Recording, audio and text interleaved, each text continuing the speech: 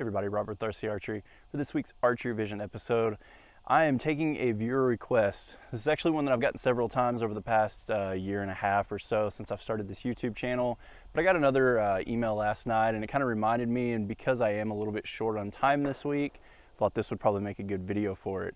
The arrow twirl. This is something people are wanting to see.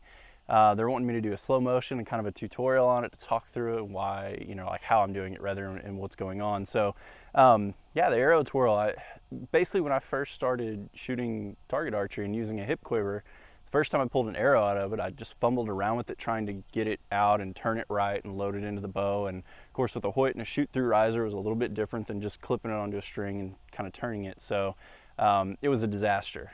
The second time I pulled an arrow out, I just really didn't think about it.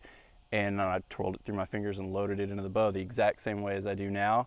And when people ask me how I do it, I literally have to put my hip quiver on and pull an arrow out a couple times to figure it out, because it's not something I've really thought about.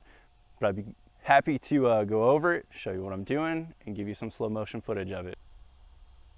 So the arrow twirl that I do is not really elaborate or flashy. I've seen some archers that do some really elaborate ones, really flashy ones, and honestly look a lot cooler than mine, and I've kind of tried to study them just to see what they're doing and try to get an idea. But again, mine's just natural. It's what I'm doing. Pretty much all I do is reach back, pick up an arrow, and as I'm pulling it out of my quiver, I pull it out with these two fingers here.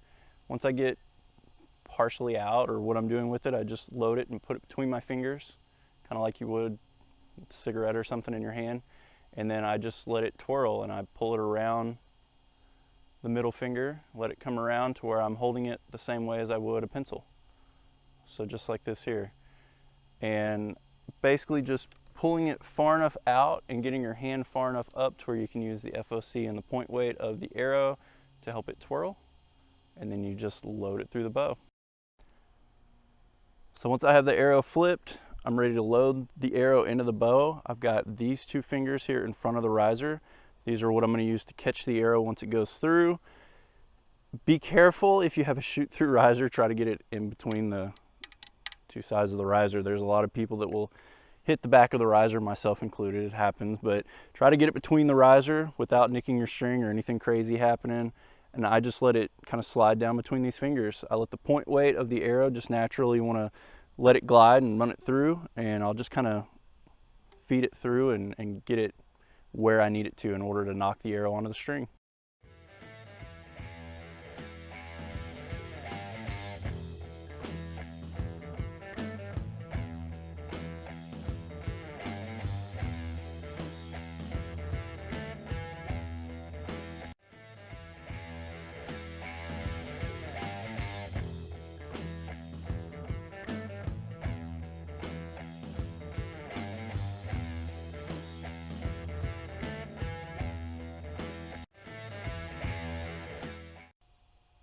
All right, everybody, I appreciate the viewer request.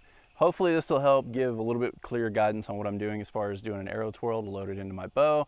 Yeah, that's something that some other people can do, and yeah, it adds some flash to your game. Confidence is good, right? It helps you with your scoring. Appreciate everybody watching today. I'll see you soon.